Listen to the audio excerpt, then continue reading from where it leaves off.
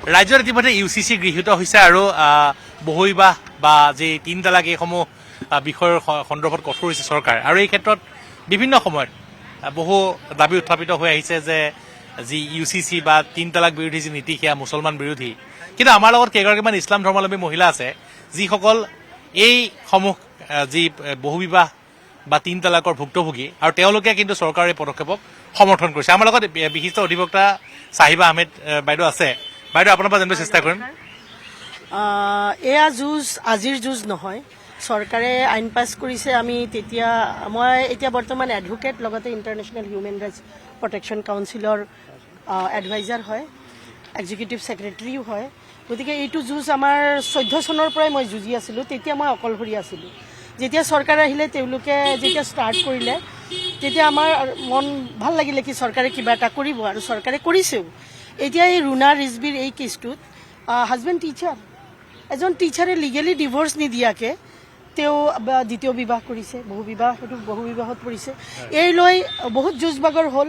এতিয়া মোৰ কথা হ'ল, আইন আনিছে ঠিকেই, কিন্তু ইমপ্লিমেণ্টিঙত এতিয়ালৈকে মানে এই কেছটোতে ইমপ্লিমেণ্টিঙত আমি তেনেকৈ 100% ইমপ্লিমেণ্ট হোৱা নাই। আমি চৰকাৰক আৰু বিচাৰিছোঁ যে 2-এটা কেছত মই গম পাইছোঁ এতিয়া বৰ্তমান ইমপ্লিমেণ্ট কৰি আছে, কিন্তু চৰকাৰে নজৰ ৰাখিব লাগিব, চোকা নজৰ। কাৰণ কেছ যেতিয়া সদৰ থানাতে হওক, এই কেছটো সদৰ থানাত গ'ল, পিছত হৈবৰগাঁও থানাত গ'ল। মই দূৰৰ পৰা হয়তো 1000 বাৰ ফোন কৰিছোঁ। এই কেছটো বহু বিবাহত পৰিছে, 3 তালাক দিছে তাইক। গতিকে তাইক কেছটো কিয় আপোনালোকে 498 ছেকশ্যন ৰেজিষ্টাৰ কৰিছে?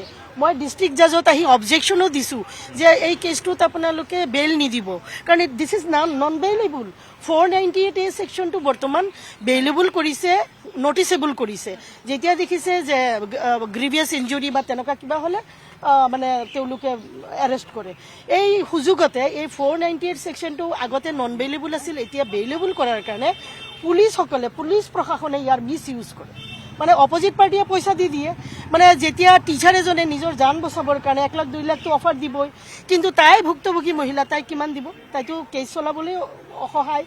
তাইৰ কেছত মই 3 মাহ পিছত গুৱাহাটীৰ পৰা আহি যেতিয়া ষ্টেপ ল'লোঁ, হাজবেণ্ডক মই বিচাৰি স্কুললৈকে নৰামাৰী বালক বিদ্যালয় তালৈকে গ'লোঁ, কিন্তু আমাৰ টীমটোক দেখি ভয়তে পলায়।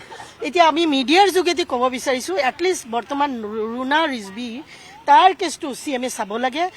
স্পেচিয়েলি মই মেইল কৰিছোঁ, মোৰ পেডত মেইল কৰিছোঁ, নাজানো মেইলটো হ'বলা মিছপ্লেচ হৈ আছে তেওঁলোকৰ অফিচত, জনতা ভৱনতে মই মেইল কৰিছিলোঁ, তেওঁ মেইল কৰিছিলে। এইটো আকৌ চাব লাগে কোনটো কেছত এতিয়া আমাৰ হেৰি হৈছে, তেওঁৰ কেছত একশ্যন ল'ব লাগে।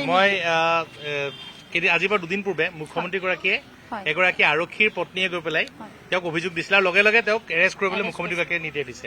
আপোনাৰ হাজবেণ্ডটো টিচাৰ হয়? টিচাৰ হয়। তেওঁ চৰকাৰী কৰ্মচাৰী হৈও যদি তেনেকুৱা নিৰ্লজ্জ কাম কৰে, তেন্তে আমাৰ সাধাৰণ মানুহে কি নকৰিব?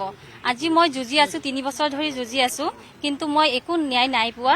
কাৰণ যিহেতু পূৰ্বতে আমাৰ এই আইনী ব্যৱস্থাটো শক্তিশালী নাছিল, যিহেতু বৰ্তমান চৰকাৰে এনে এক সুন্দৰ শক্তিশালী আইন অনাৰ বাবে বৰ্তমান আমি আশা কৰোঁ যে আমি ন্যায় পাম এই আইনৰ যোগেদি।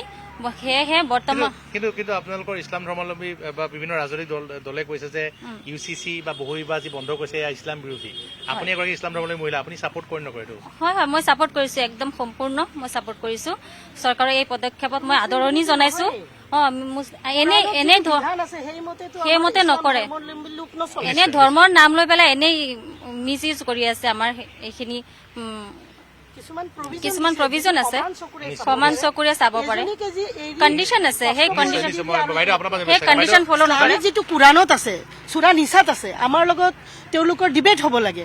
যোনসকলে বিৰোধিতা কৰিছে, এতিয়া মই যদি সমান চকুৰে চাব পাৰোঁ, চাগত আগৰ পত্নী বেমাৰী, সমান চকুৰেতো কোনেও নাচায় আজিলৈকে। আজি ৰুনাৰ হাজবেণ্ডে সেইটো প্লি ল'ব যে ইছলামত 4টা বিয়া আছে। সেই 4টা বিয়া নবীজিৰ দিনত তেওঁ কেনেকৈ কৰিছিলে? তেওঁ এনজয় কৰিবৰ কাৰণে, তেতিয়া এতিয়া বিধৱা শ্বেল্টাৰ দিবৰ কাৰণে বিধৱাক তেওঁৰ মানে মহব্বতৰ চাদৰৰ তলত ৰাখিবৰ কাৰণে যাতে কোনোবাই ৰেপ নকৰে, কোনোবাই উঠাই নি জোৰ জুলুম নকৰে, তেনেকুৱা তেওঁলোক মহিলাসকল নিজেই সেইজন মহাপুৰুষৰ চাদৰৰ তলত সোমাইছিলে। আমি যেনেকৈ কোনোবাই যদি হেল্প কৰে, দাদা আপোনাৰ নামটো লৈ মই চলি আছোঁ, সেইটো এতিয়া মিছ ইউজ মোল্লা সমাজে কৰিছে, কাজী সমাজে কৰিছে। লখিমপুৰত প্ৰথম কাজী অফিচ বন্ধ কৰা মানুহজনীয়ে এই চাহিবা আহমেদ। আমি 100 কল কৰি তেওঁলোকৰ এই ট্ৰিপল তালাক আৰু এই হালালাৰ বিৰুদ্ধে গৈ পেলাই প্ৰথম মোৰ টীমটোৱে গৈ পেলাই লখিমপুৰত কাজী অফিচটো, সদৰ কাজী অফিচটো আমি তলা লগাইছিলোঁ। এইবোৰ যিবোৰ কোৰাণে কৈছে তাৰ বিৰুদ্ধে এওঁলোকে কাম কৰে। কোৰাণৰ মতে কাম কৰিলেতো সমাজত শান্তি স্থাপন হ'ব। তেওঁলোক যিসকল মোল্লা আৰু যিসকল ধৰ্মৰ নামত এতিয়া বেপাৰ কৰিছে, তেওঁলোক বেপাৰীহে। তেওঁলোকে কেনেকৈ জানিব? এতিয়া ৰুণাই কিমান কষ্ট পাইছে কোনোবা কাজীয়ে জানিব জানো? কোনোবা মোল্লাই জানিব জানো? নাজানে। গতিকে ৰুণাৰ হাজবেণ্ডক মাতি আনি আপোনালোকে বাইট ল'ব লাগে, তেওঁৰ এড্ৰেছ দি দিম, মিডিয়াই দৌৰালে তেওঁ আহি উত্তৰ দিব লাগিব। তোমাৰ হাজবেণ্ডৰ নাম আফজল ইছলাম মোল্লা, তেখেতে আফজল ইছলাম মোল্লা নাৰমানী বালক বিদ্যালয়ত শিক্ষকতা কৰি আছে।